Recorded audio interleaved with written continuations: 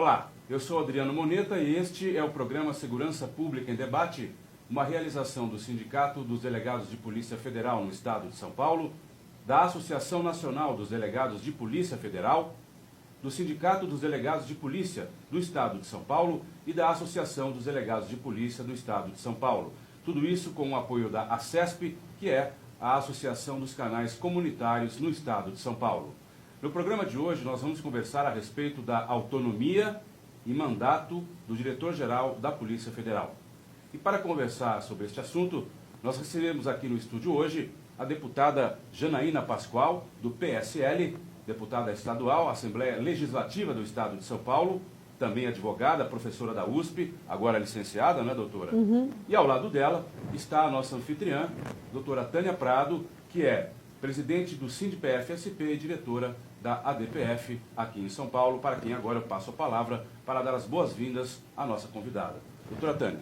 Professora Janaína, foi minha professora na Faculdade de Direito lá de São Francisco, conheci já novinha, né? Já estava dando aula na faculdade e depois acompanhei sua trajetória, todo esse tempo, seu engajamento, sua luta também contra aquilo que é errado, né? Contra a corrupção, contra tantas coisas erradas. E para nós é muito especial a sua presença aqui, eu agradeço. É honra minha poder estar aqui e testemunhar, né? Uma aluna tão bem sucedida. A gente fica muito feliz, né, em reencontrar os alunos fazendo o que gostam, fazendo o que amam com dedicação e seriedade. Parabéns. Muito obrigada aí pelo seu exemplo, sempre. A gente sabe que não é fácil, né, seguir uma nova carreira política, e é tão importante pessoas, né, como a senhora, envolvidas ali e nos representando, né? Muito obrigada, muito obrigada. Eu gostaria que a senhora fizesse o meu papel agora, que a senhora começasse as perguntas que a gente vai levar ao longo do programa para que a deputada pudesse falar a respeito. Ela que é do PSL, partido do presidente da República, e esse tema não veio à toa, ele veio muito porque recentemente nós tivemos algumas questões levantadas aí que ensejaram a discussão da autonomia na Polícia Federal. Passo a bola para a senhora agora.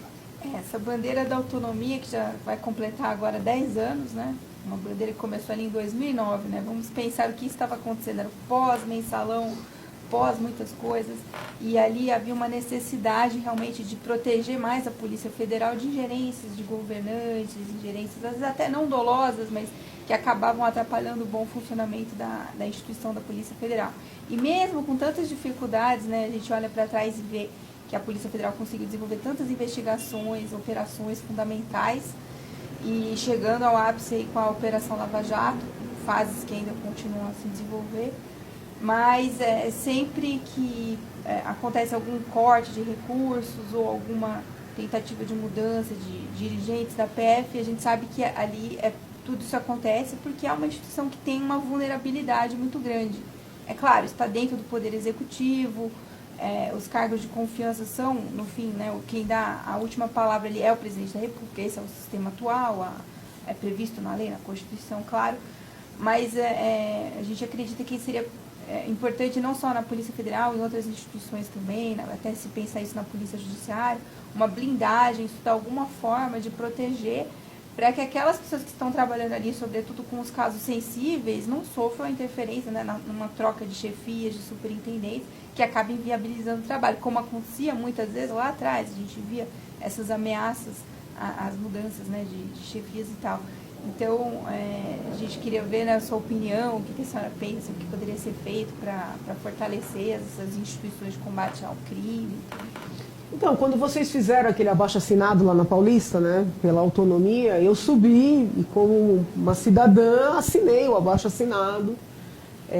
Sempre fui defensora da autonomia, sob o ponto de vista da institucionalidade, né? Nós temos que começar a pensar as instituições sob uma perspectiva de Estado e não de governo, porque os governos se sucedem, né, mas o Estado fica. Então, eu lembro uma vez de uma briga no meio do processo de impeachment, e aí no auge da Lava Jato, eu tive uma reunião de trabalho, um tema técnico de trabalho, e um dos participantes falou, você tem que entender que a Dilma, né, deixa a Polícia Federal investigar. Eu falei, como? Não, a Dilma deixa. Eu falei, mas não é questão de deixar ou não deixar. Não tem nada a ver a Dilma com a Polícia Federal, né? A Polícia Federal tem um papel técnico. Também quando existe algum tipo de desvio, vamos supor, da Polícia Federal, sem mando de ninguém, mas começar a querer perseguir A ou B, também é uma ilegalidade. Né? Você querer, por exemplo, forçar uma situação, né? E falo isso da Polícia Federal, da Polícia Civil, da Polícia Militar, não importa. Né? Agora, aparece um indício de uma ilicitude. Qual é o papel de uma polícia correta, uma polícia de Estado, seja ela federal, seja ela estadual? Apurar. Né? Se a apuração será feita pela Polícia Civil, se será feita pela Polícia Federal, só depende da competência. Né? Mas é necessário ter, quando eu falo autonomia, talvez a palavra autonomia não seja a melhor, é a liberdade de trabalhar tecnicamente. Então isso é necessário, né? A liberdade de trabalhar tecnicamente. Apareceu um indício, vamos apurar. Não importa se esse indício implica Tício, se implica Caio, né? Se implica alguém do partido A, do partido B, ou alguém sem partido. Se implica alguém da religião C, da religião D, ou alguém declaradamente ateu. O que interessa é a objetividade dos fatos. Não é assim? E passa sob o controle do judiciário. Isso, passa sob o controle do Ministério Público, do Judiciário, que a gente espera que leiam.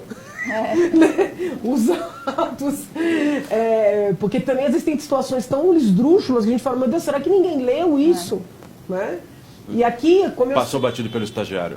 Ninguém leu, né? Ninguém leu esse auto de instauração desse inquérito, ninguém leu essa denúncia, ninguém leu essa sentença. Então é muito importante também ter em mente para aquelas pessoas que têm autoridade, que quando alguém inocente é exposto, perde-se a confiança no sistema. Então é muito importante que a autoridade tenha consciência do seu peso, do seu poder. Agir corretamente, agir licitamente, né, para estimular que outros também ajam corretamente e licitamente. Não perseguir o honesto, responsabilizar sem abusos o culpado. Né? Esses são princípios do Estado.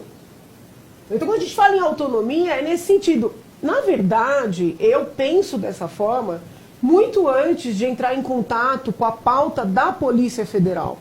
Eu já penso dessa forma pela minha experiência trabalhando como assessora na Secretaria de Segurança Pública. Né? No início dos anos 2000, eu trabalhei na Secretaria de Segurança Pública aqui de São Paulo. E havia uma coisa chamada, falava-se, né, da NASA. O que era a NASA? Ainda há, doutora. Oi? Ainda há. O que era a NASA, ou o que é a NASA? Depois eu não ouvi mais relatos. Aquele delegado que começa a investigar, começa uma investigação, de repente até começou uma investigação sem saber onde ia chegar, mas começa a se aproximar de alguém poderoso, por qualquer razão. Não sei, pode ser o poder do dinheiro, o poder da caneta, o poder político, não importa. Esse delegado rapidamente é tirado daquele posto e mandado para a NASA, né? Ele fica, vamos dizer assim, sob congelamento. Então, já naquele momento, eu era muito jovem, né? Não tinha nem terminado o doutoramento ainda. Eu entendia que o delegado de polícia precisava ter alguma garantia, parecido com uma inamovibilidade, entendeu? Dali para cá, houve alguns avanços. Teve a lei, né, da autoridade policial.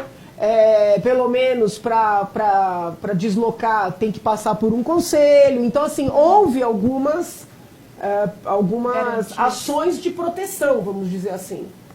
Mas não sei se foram suficientes, né? Não sei se foram suficientes. Então, assim, esse meu pensamento, ele é até anterior, né? Essa questão toda de Lava Jato, ele é muito mais estrutural, né? E com isso eu não estou desmerecendo quem pense assim por força da Lava Jato, não é isso. Mas é algo que eu já penso há muitos anos. Né? É muito difícil uma pessoa trabalhar com liberdade, com uma perspectiva técnica, quando ela sabe que a qualquer momento ela vai poder ser deslocada da sua atividade, entendeu? Ou até reduzir a equipe de trabalho. Ela vai poder ser perseguida, ela vai poder ser punida, entende? Sim. Então, assim, Janaína, você é favorável a um mandato para o delegado geral? tanto na Polícia Civil como na Federal. E, por óbvio, talvez tenha que ter algumas previsões de que se esse cidadão abusar, no sentido de, vamos dizer assim, criar situações, forçar situações, plantar situações, que ele pode ser punido, né? Algo equivalente a um crime de responsabilidade. Né? Mas a essência deveria ser que existe uma garantia, uma segurança institucional. Né? Tem problema o presidente dizer que quer, que preferiria fulano ou beltrano num cargo? Isso em si não é um crime, né? Isso em si não é uma coisa ilícita, mas por quê, né? A gente quer entender os porquês. Né? Então, assim, daquele ato administrativo. Entende? Quais são, por quê? O que é que está acontecendo? O que suscitou? Que em certa medida foi o fundamento até do nosso pedido de impeachment do ministro Toffoli. Por que nós pedimos o impeachment do ministro Toffoli? Porque ele deu uma decisão com a qual nós não concordamos? Não. Porque ele dá uma decisão suspendendo todas as investigações no país num momento em que ele está sendo, de alguma maneira, vinculado a movimentações financeiras suspeitas. Então, ele utilizou o poder do cargo para se blindar.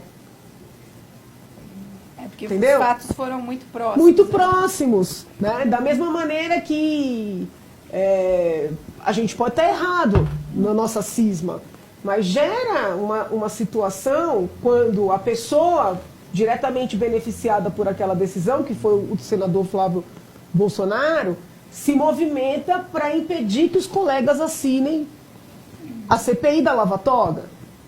Pode ser uma coincidência, entendeu? Mas quem olha com algum distanciamento acha estranho, entende?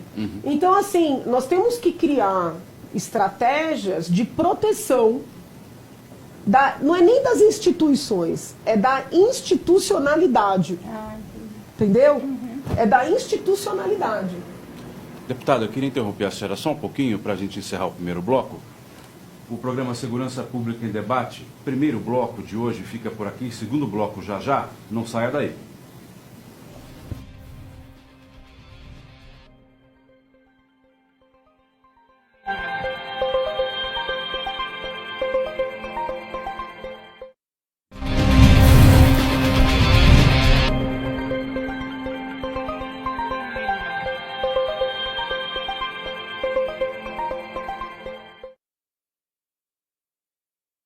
Segurança Pública em Debate, segundo bloco do programa de hoje, que estamos conversando a respeito da autonomia e do mandato para o diretor-geral da Polícia Federal.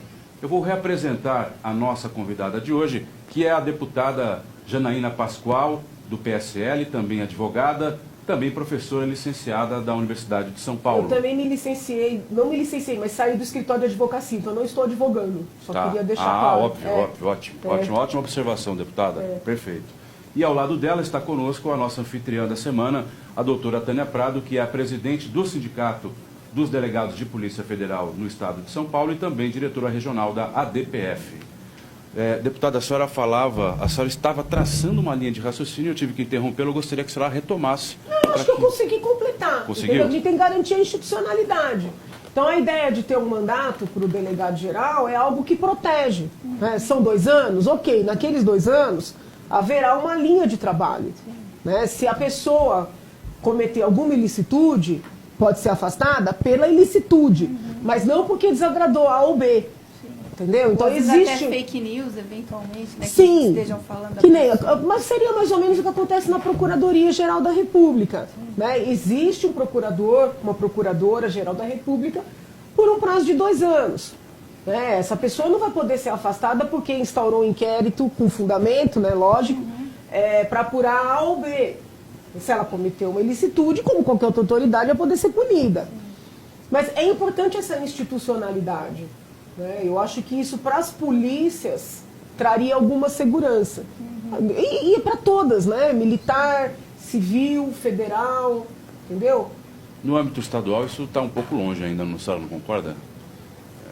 Autonomia, mandato, eu acho que se há alguma coisa mais possível seria no âmbito federal, na Polícia Federal. O que o senhor acha, Eu não doutora consigo ver a Tânia? diferença. Eu acho que o debate ele segue junto. Acho que Talvez alguns estados estão conseguindo alguns talvez avanços, tenha né? tido aí um amadurecimento maior com relação à federal, porque a Polícia Federal, ela conquistou um Sim. espaço no coração da população, entendeu? As outras polícias também têm, mas eu acho que houve aí nos últimos anos uma aproximação da Polícia Federal com a população. Então talvez a pauta da autonomia da Polícia Federal Ficou mais forte. tenha ganhado aí mais adeptos, mais simpatizantes, mas eu não consigo enxergar que os debates corram separados, entendeu? Mas a senhora acha que, por exemplo, aí é uma discussão que a gente acha que nem precisa se estender muito aqui, mas é uma curiosidade.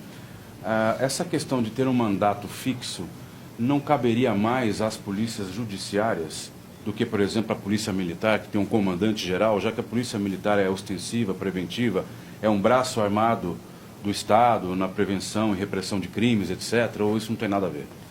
Eu não consigo ver essa diferença. Não. Para mim, assim, é óbvio que a gente percebe mais a intervenção política, né, na polícia que a gente chama de judiciária. Mas existem situações que a PM também pode ser instrumentalizada politicamente. Então eu não acho que seria um pleito descabido que o comandante-geral tivesse um mandato. Entendi. Entendeu? Até daria mais segurança para a tropa. É possível, sim. Entendeu? A gente Sim. sente mais a intervenção política nas polícias judiciárias. Por causa das investigações. Né? Mas, por exemplo, me incomoda muito perto de eleição. Às vezes você está passando numa rua, tem um monte de carro de polícia militar com aquela coisinha, e você vê que está tudo ali parado. Eu já cheguei a telefonar antes de ser deputada. Escuta aqui, por que tem tanto carro de polícia parado, com tanto local precisando de policiamento? Por quê? Porque quer dar aquela visibilidade. Percebe que a polícia militar também pode ser instrumentalizada? Nesse sentido, E muito, eu aliás. olho polícias como instituições do Estado.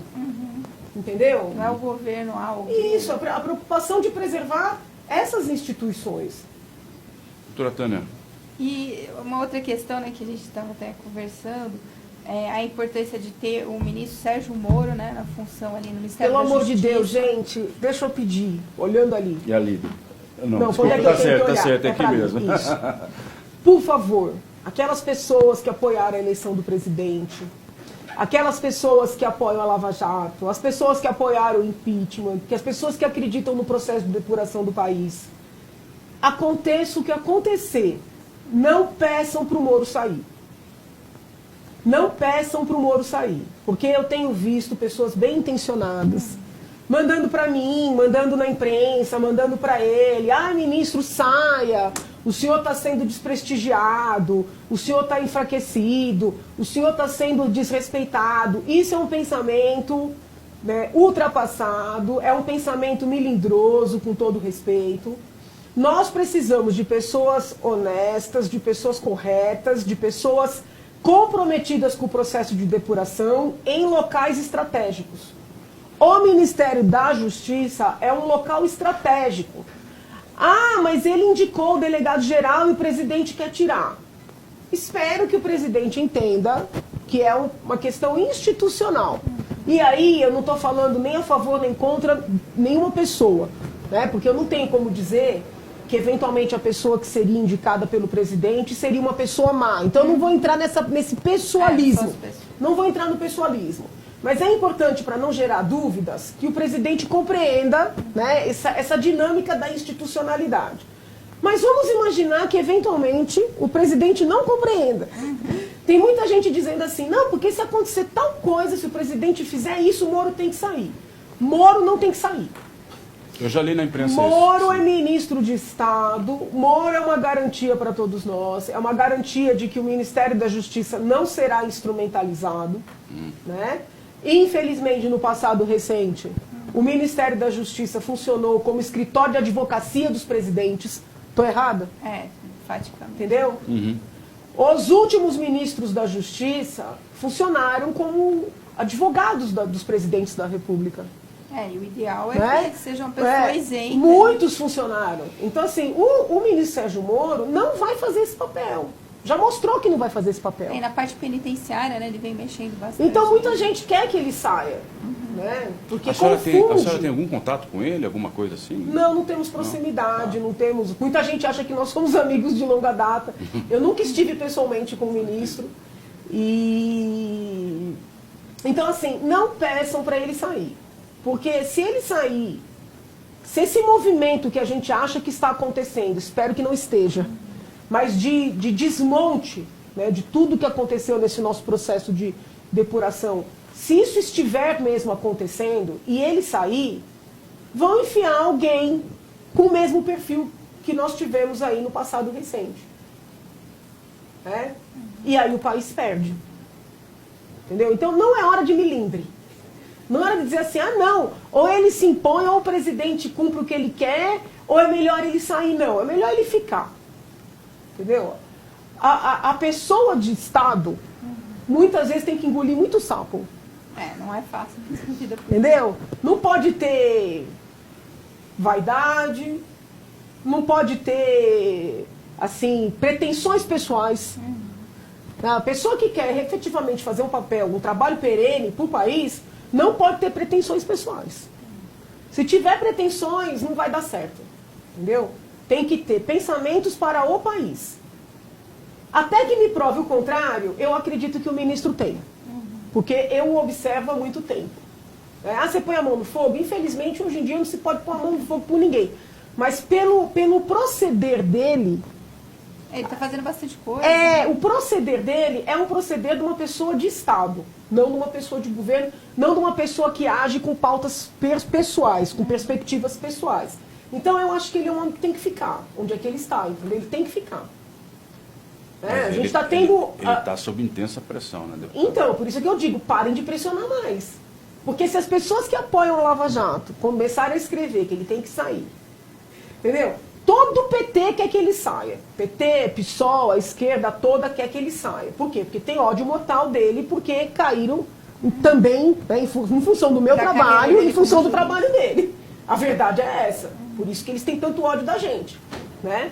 A direita corrupta também quer que ele saia. Porque também foram alcançados. As pessoas esquecem, mas tem muito político da direita preso. Outros tantos sendo investigados. Outros tantos foram expostos. Querem que ele saia.